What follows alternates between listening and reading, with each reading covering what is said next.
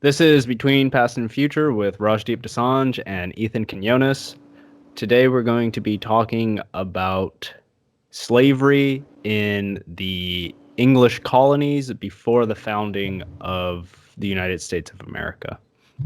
And the first case, we're going to talk about four individual people: John Punch, Anthony Johnson, and John Casor. Those two go together. And then a woman named Elizabeth Key Grinstead. And we're going to talk about John Punch first, as his court case is the first chronologically. The court case, I believe, happened in 1640. Yeah. Yeah, you got anything to add before we get into it, Ethan? Well, interestingly, John Punch, according to Ancestry.com, is a distant relative of Barack Obama. Yet through his mother's side. Yeah. Yeah. It's pretty crazy. But, and so one important note is that John Punch was the first official slave in the English colonies, but there were slaves that existed before him that were in Spanish colonies. Yes, and it's likely that there were people who were enslaved for life in the English colonies before John Punch, but this is the first verifiable with paper documentation that historians can point to. Yeah, and that's one distinction, because a lot of people will just say he was the first slave in North America, when really slavery goes back thousands of years, where there's various versions of slavery in North America before Europeans came. But this was a first documented example in which the legal system was specifically used to make someone a slave for life. But we'll explain that more as we start getting into the whole case. Yeah, so the basic narrative of the case we have here about John Punch is that he was a servant, an indentured servant of a Virginia planter named Hugh Gwynn. And John Punch, as well as two other indentured servants, ran away from Gwynn's estate. They ran from Virginia to Maryland. Eventually, they were captured, and they were sent back to... there was a court case to deal out a punishment for these three men. John Punch being the only black man of the three. The other two men, one was named Victor. He was a Dutchman. And then there was a Scotsman named James Gregory. And this is important because the two white men received different sentences, different punishments than John Punch. The James Gregory and Victor were both fined with some lashings. All three of them received lashings. They seemed to get the same amount of lashings, but the two white men were only additionally punished with 1 extra year of indentured servitude, whereas John Punch was how would you say, condemned for slavery to life to his to Hugh Gwynn. So I think it might have actually been 4 years each for the other two. I have a source over here I found on PBS. Let's see. But I mean, that's not really the point so much. It's more that he was indentured for life, when the two white Europeans were only given an extended condition of servitude, which is completely different. Okay, yeah. Agreed about that point. What I have here says... two white men were sentenced to an additional 4 years of servitude. That's from the PBS. They could be wrong, so you never know. Yeah, the source I have says that the first shall serve out their times with their masters according to their indentures, and 1 whole year apiece after the time of their service is expired. So maybe they still had 3 years that they had to do. I see the issue. They got 1 more with Gwynn, and then 3 more with the colony. So it was 4 years total, but only 1 was under the Gwynn fellow. Got it. Yeah, so instead of being being servants for a specific master. They were just given over to the state itself or to the colony.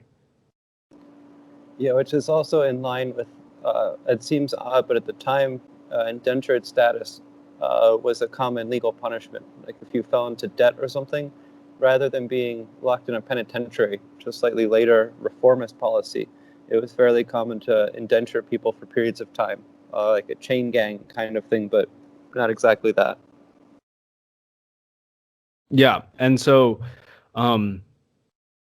one thing to note here is that in the sort of ruling delivered by the General Court on July 9th of 1640, there wasn't really an explanation given as to why John Punch would receive indentured servitude for life over the Dutchman and the Scotsman, but this is quoted from the text.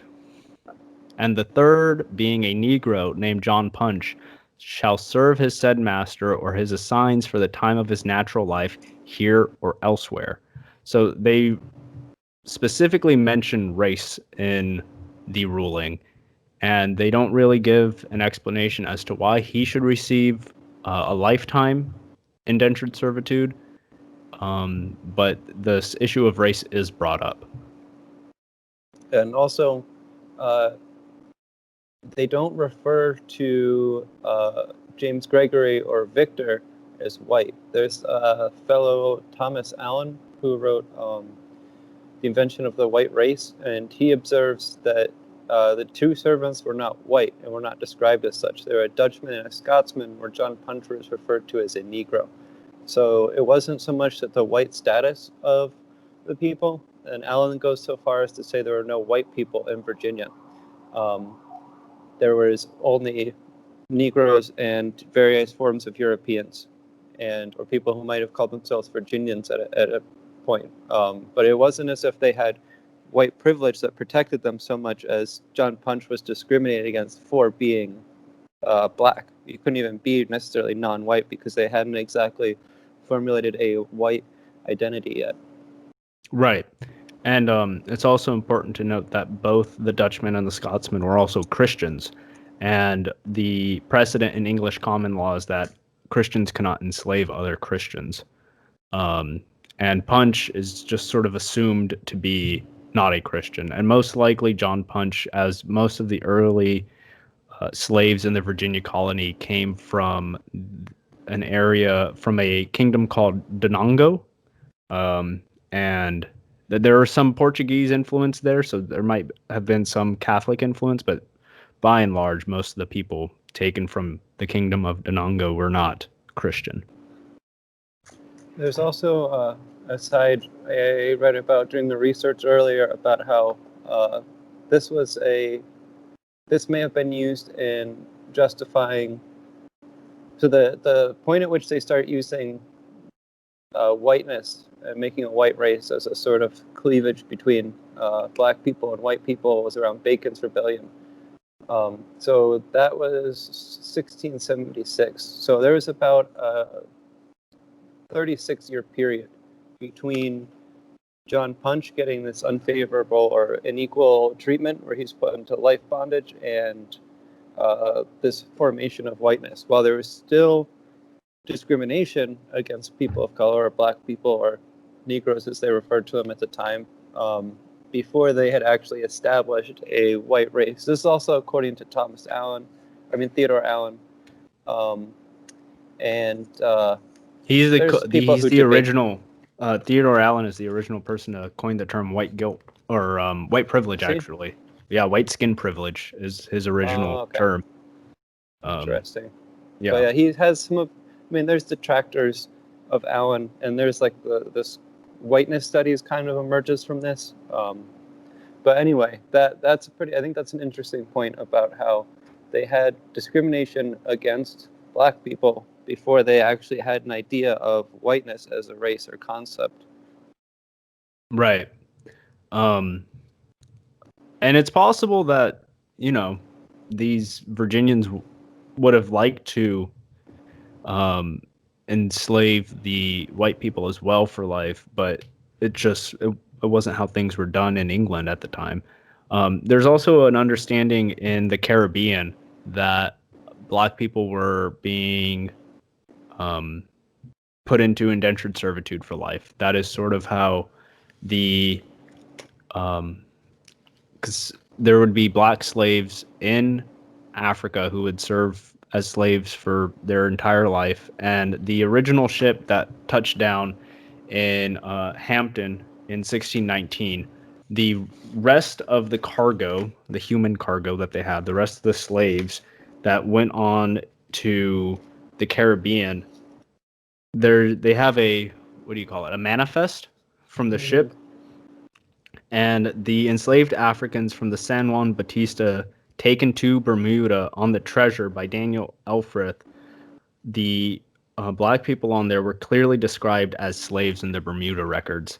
So there's probably some sort of effort here in this John Punch case to get to the same lifelong slavery status that they had already figured out in the Caribbean islands. Yeah, that's another. I don't. Let's see. I know that Alan also talks about this at some point.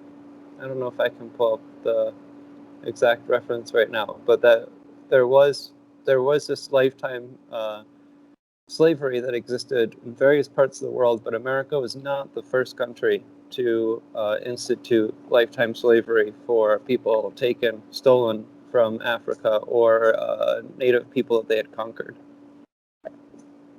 Oh no, this sort of slavery is pretty old historically. I'm sure probably most of the slaves, even in like the Bible, were probably lifetime slaves. Yeah, I know that in various parts of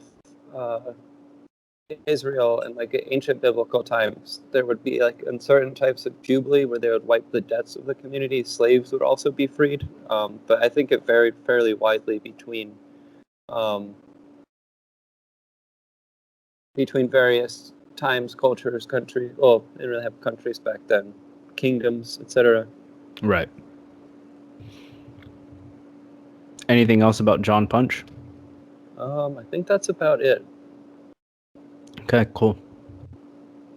Take a little break and talk about Anthony Johnson and John Casor after that. All right, we're back, and we're going to talk about Anthony Johnson and John Casor now. This is a pretty interesting case. This lawsuit between Anthony Johnson and John Casor took place in 1655, and one of the most interesting aspects about this is that Anthony Johnson was a black man who was indentured upon arrival in the New World, and he eventually gained his freedom, and he went on to become a landowner himself, controlling quite a bit of land in Maryland. And he ran a successful tobacco farm, which with his wife Mary, and they were able to pass that land on and their wealth on to succeeding generations of children, grandchildren. John Casor is also a black man who had an indentured servitude, was an indentured servant of Anthony Johnson, and he filed suit against Anthony Johnson because he claimed that his term of indentured servitude was up and he was technically freed now. And John Casor, had a relationship with another planter in the area named Robert Parker, a white man, and he tried to claim, he tried to have Robert Parker argue on behalf of himself, but the court actually ruled in favor of Anthony Johnson and said that John Casor was, not only was his term of indentured servitude not served, but John Casor would have to carry out a lifetime of indentured servitude, essentially slavery to Anthony Johnson.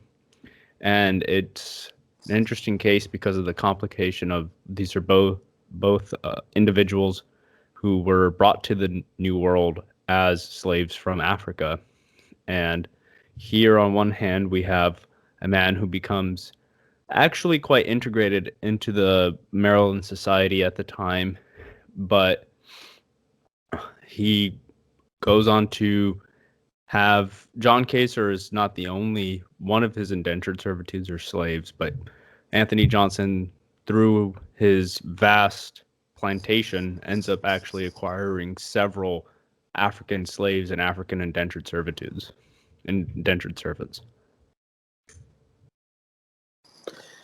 Yeah, and also, what was I gonna? So these are both two people of African descent who are in court, and at this point, the court ruled that property rights were more important than any sort of racial difference or attempt to have an enslaved race of Africans. So Johnson understood that by going to court, he was going to make this a property issue, and the courts at the time were highly interested in protecting property rights, and they were much more interested in protecting these property rights than they were in instituting a sort of racial slave code. Later on, almost immediately after this, the courts became much more important with race as a construct in enforcing laws based on race. But at this point, it was still possible for a black person to win a court case giving them a slave. Yeah, and it's sort of an interesting cultural note about Anthony Johnson and his descendants is so most of the slaves that were coming in from this time period, from probably 1619 to I'm not quite sure when we would have the cutoff date, but still around this time in the 1640s, all the earliest slaves to or captured Africans who came to the New England colonies were from Angola. And Anthony Johnson, one of his grandchildren, John Jr., he owned a farm and he actually named it Angola. And so there was I guess with the Johnson family, there was some sense of having a connection back to land in Africa. And they were able to, although they did assimilate into the culture in Maryland to a certain degree, they were also able to hold on to part of this cultural identity and their ancestry that they had been stolen away from. Yeah, that's pretty interesting. Also, because Johnson would have had some memory of actually being from Africa or being in Africa. Right. And it's most likely that John Casor is also probably from the same area. And this is just completely speculation, but I'm curious about what both of these individuals' sort of social status standing was in their previous country. I That's just a thought. Yeah, it's interesting. So when I was reading about this, I didn't see anything about Anthony Johnson or Casor before Casor wins his freedom because Johnson was originally an indentured servant as well, and upon acquiring freedom, he then becomes a farmer and makes money, etc., etc. Yeah. So that's probably about it on the Anthony Johnson case. Yeah, there's not too much else. He was one of the first. This was the first civil case in which an African, was forced into lifelong slavery. There's also Right. I guess that is the important legal precedent that was set here. Whereas John Punch, who we discussed earlier, was punished with lifelong servitude. John Casor here, it was ruled that he was originally intended to be in perpetual servitude to another person. yeah, and the by the end of his life, things had drifted so much that his plantation was given to a white colonist, not to his descendants. So his grandson, he purchased another farm eventually, Oh, okay. 1677. But then John Jr. dies without an heir, so the family sort of drifts off the record. But But first part of his life, he's an indentured servant. Then he's awarded a slave by the court system due to this property rights doctrine. And then by the end of his life, his property was kind of taken away from him post what's the word? Posthumously, and given to a white settler. So in the course of what year was he born in? 1630, something like that. Let's see, about 1600. Probably about 1600 he was born. He arrived in 1620s. Yeah, so in about 70 years, it goes from being possible to gain freedom and own property to you can't even pass on property to your descendants. Right. So there's a really, for the time period, relatively quick sort of period here where the laws really start to coalesce around this race notion. Yeah. Yeah, All right. and it definitely is pretty quick, and it's about 50. Well, not even. It's about 30 years where this rapidly begins to happen. Right. And now we're gonna talk about Elizabeth Key Grinstead, and Ethan's gonna walk us through that. All right. So Elizabeth Key Grinstead, she lived from 1630 to 1665. So she actually only lived to be about 35 years old. She was a black woman who was mixed race but was considered black, or would have had a quote-unquote Negro status at the time. She sued for her freedom, and she was one of the first black people in North America to sue for freedom and win. And so the existing law at the time followed English common law, in which children's social status would come from their father. And this made sense in England because it was the father had a more established social status usually. The male typically had more of a stake in society, so it's easier to have the father be charged with the child and have less sort of wayward children around. There'd be someone to lay claim for all of these kids who are oftentimes born out of wedlock or illegitimate if there was some sort of social status question going on. And so Elizabeth Grinstead, after she sued, actually caused the Virginia House of Burgesses to change the law, saying that it would go from the status of the mother. This was important because it's a lot easier to actually prove at this time the parentage of the mother. So if you're thinking about old times and a paternity test, obviously, if you have a small child of mixed race, it's almost, in most cases, obviously born of one woman who was pregnant for 9 months and gave birth to it.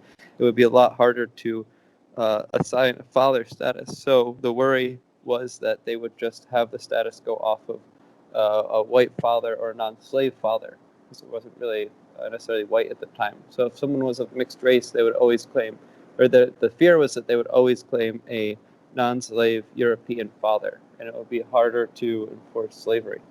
Right, because that's how Elizabeth was able to win her suit. Her father was a white man, and her mother was an African slave. Yeah. And so her father, Thomas Key, originally said he wasn't her father, and said a Turk was allegedly a father. There was witnesses who testified, and he eventually took responsibility and had her baptized. And so by taking responsibility, she was then able to win her freedom legally. And this is very different, obviously, than later years in America, where you could not sue for your slavery.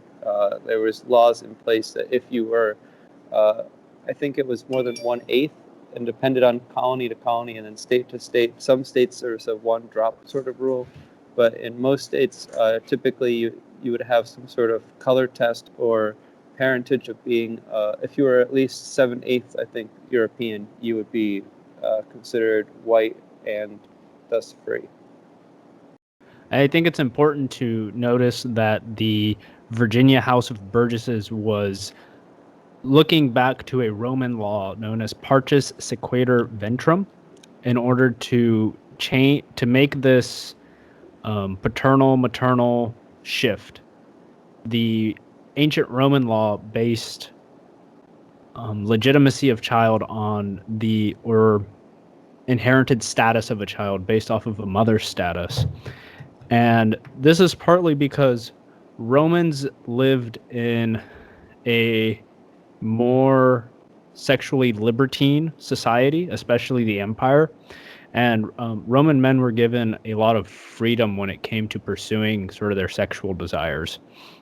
And Roman men were also able, as heads of households, to keep lots of slaves in a chattel slavery like way.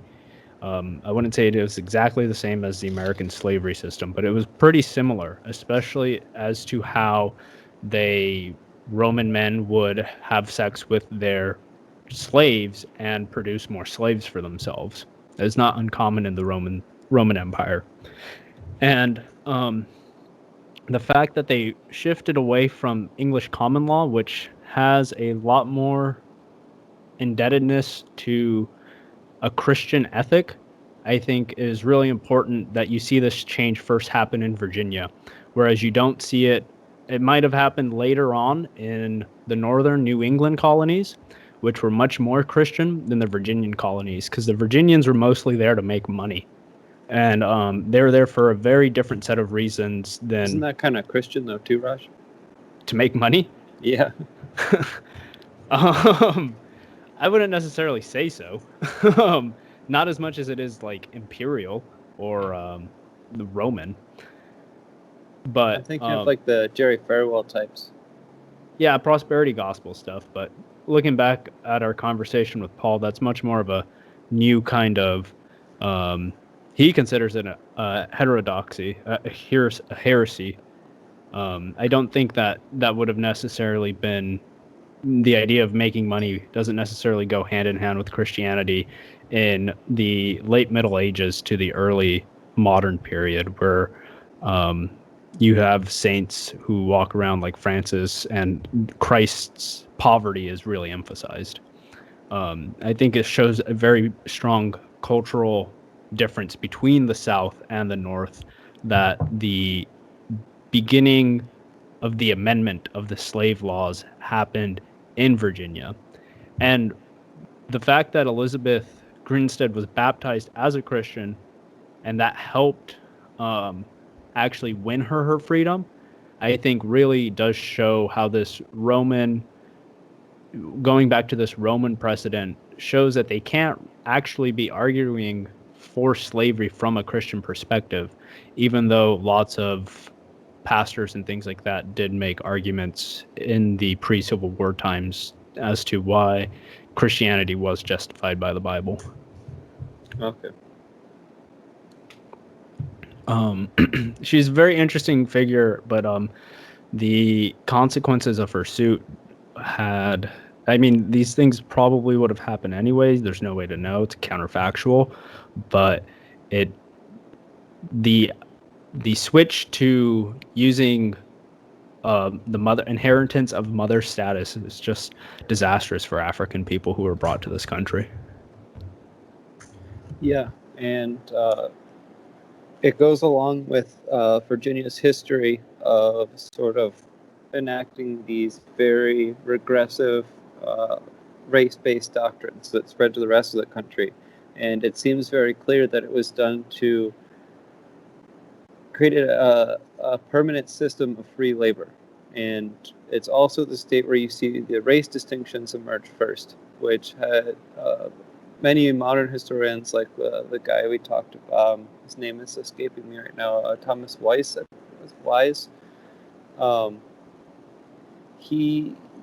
This was a concentrated, Thomas or Tim. Is it Tim Theodore Weiss or Tom Weiss?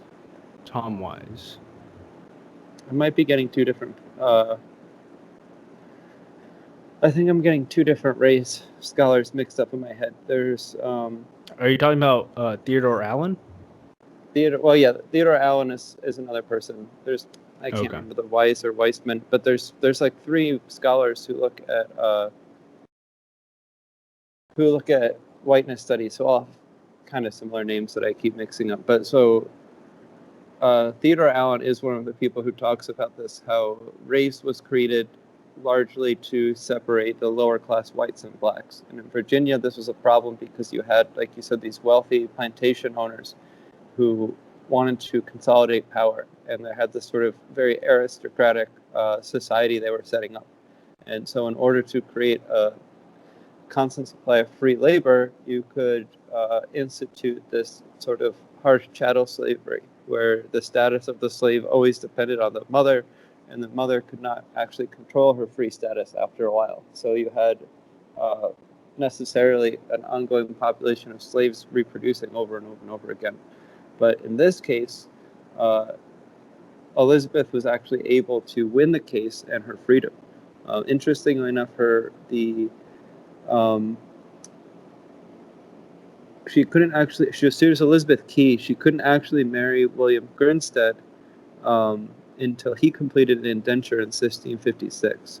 It was one of the only marriages between an Englishman and a free woman of African descent recorded in the 17th century.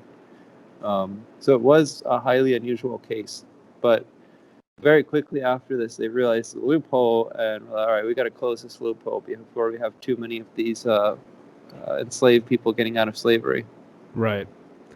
But yeah, I guess Elizabeth Key and what's his name? Grinstead. They might be the first interracial couple on the books in America. They might be. I don't know of any. I don't know of any other famous interracial couples actually. Besides, I guess you could say that whole Pocahontas story, but that was not in real life. That was not necessarily yeah. Very different story. Yeah. Strange Actually, fun fact does say on Wikipedia. Apparently, Johnny Depp is an 8th great grandson of Elizabeth Key Grinstead. So interesting. But also, I just googled interracial marriage in the U.S. and they claim the first interracial marriage in what is today the United States was that of a woman commonly known as Pocahontas, who married tobacco puncher John Rolfe in 1614. I don't know. I'd say that this is probably a better example. Yeah. Yeah. I mean, it was interracial and it wasn't marriage, but I mean, I'm not super familiar with the Pocahontas story. She was very young, I believe, when it happened, and he almost whisked her away to England almost right away, I think, from what I can remember of the actual story. Yeah, and I don't think that she was very happy with the whole series of events, and it definitely was not what happened in the Disney movie at all. No. What was I going to say? Yeah, they don't really actually have anything about Elizabeth Key on this article, actually, which is interesting. Well, maybe they can listen to this and update their article. Well, we could also, it's Wikipedia, we could update it. Oh, okay, cool. Maybe I will, actually. Yeah. We'll just start writing new Wikipedia articles and then using that as citations for this show, and that'll be great. We'll just make stuff up, and everyone will have a good time. Nice. There's one other thing I want. I had a note somewhere I can't find. Oh man, somehow I deleted a bunch of notes I had in Google Docs. But yeah, I don't know if there's too much, there's that much more historical information about this case, actually. No, it seems like something that the colonists, the way that the law was written at the time, they gritted their teeth and are like, I guess we have to give this woman freedom. And then they promptly changed the law so they won't have to do it again. Yeah. And it shows also how the legal system worked to create the system of slavery and make it impossible and very difficult for, well, at this point, very difficult, later impossible for slaves to get out of slavery. There was several others before laws, especially in the North. There was more legal rebellion against slavery, but in Virginia in the South, very quickly the slave codes were instituted, and they tried very hard not to make it possible for slaves. So slaves would become property instead of Right. like indentured servants who were people temporarily in bondage. Um, and you also see at the same time, closely after this, and especially after the Revolution, so from like the 1700s to the 1830s, 40s, there's a huge backlash amongst whites who refused to be called servants and preferred the term hired help or hired man or hired woman, because they were very afraid, poor whites were very afraid about being relegated to the slave status. And so Right, hired help, hired man, hired woman. That makes it so you can't really deny the personhood of the human being. yeah, and this is about 100 years later that becomes popularized. And so within 100 years of this legal doctrine and that arose after her with the Partis Sequitur Ventrum. Shit, hold on, someone's knocking on the door again.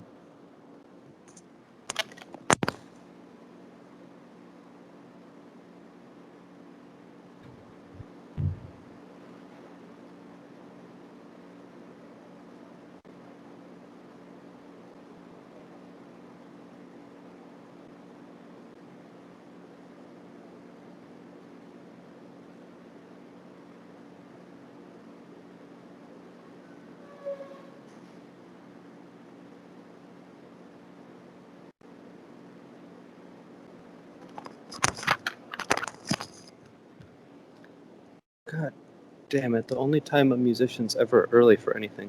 I told him to give me 5 minutes though, because I'm recording something. Okay. What was I saying? All right, so I'm just going to pick up from what I was just saying. Yep. So in about 100 years of legally instituted chattel slavery, where it becomes impossible for a slave pretty much to escape slavery if their mother was a slave, you quickly see this sort of rebound effect in the attitudes of people.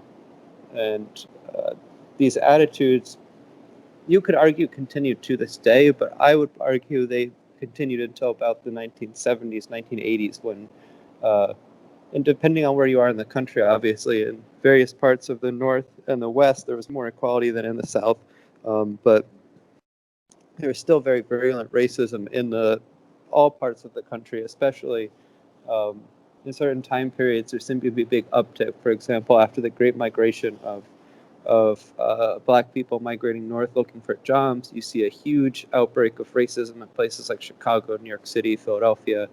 But these attitudes became sort of consecrated, or what's the term, solidified in people's minds for large, like you could say, about 300 years.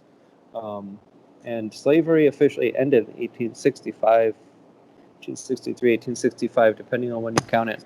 And so it took about 200, after about 200 years of this going on, it took another 100 years for people to sort of relax these ideas. And that's when you also see segregation laws fall apart, anti-miscegenation laws fall apart. So it's a pretty interesting sort of historical timeline to look at. Yeah. And I want to point out one more thing about the differences in cultures and the way the colony systems work, because they all had different laws. By the time of the ratification of the Constitution, Massachusetts had already effectively illegalized slavery. They did not have specific legislation on outlawing slavery, but through several sets of court cases, the legal precedent was that slavery was not allowable in the Commonwealth of Massachusetts. And so in Virginia, you might be having the tightening up of slave codes and things like that in the pre-revolutionary period, maybe slightly after the revolutionary period. But up in Massachusetts, the question of whether slavery was legal or not was already settled before the ratification of the Constitution. Yeah, and it's also interesting that at this time there wasn't really a unified idea of a country. There's no idea of America or really a country. They were separate colonies who all sort of had different charters and missions going on. Right. So that's it for Elizabeth then. All right, sounds good. Then Who's to say more than our eyes for to see within the heart of one the sun we saw before? The moon is just a goon, yet soon the curtain falls. The savior in ourselves will crumble all the walls. I know it seems a bit like we came from outer space, but Betty knows I waited, saw the alien, okay. Chalk it up to destiny, the rest of me's you. Like a pretty little rabbit chilling on the moon.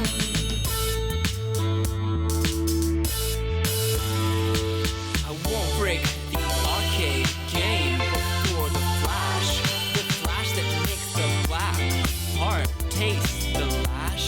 I won't disclose the future except for what I know. Tell the radio and television to tell the show.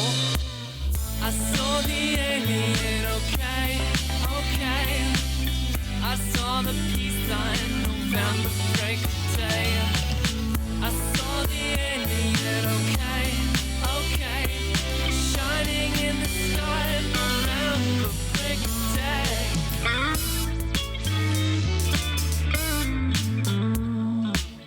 The dead endeavor, the happiest rabbit ever, within the cosmic blessing of love and energy. Drums to space, you know this is the place. Our heart and soul has saved the human race. Could it be that we truly know the score? 'Cause my alien friends say we ended the war. A bloody battle, an interstellar fight. Somehow we did it, victory of the light.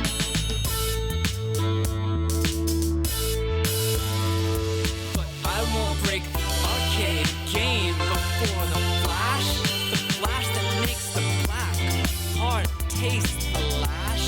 I won't disclose the future except for what I know.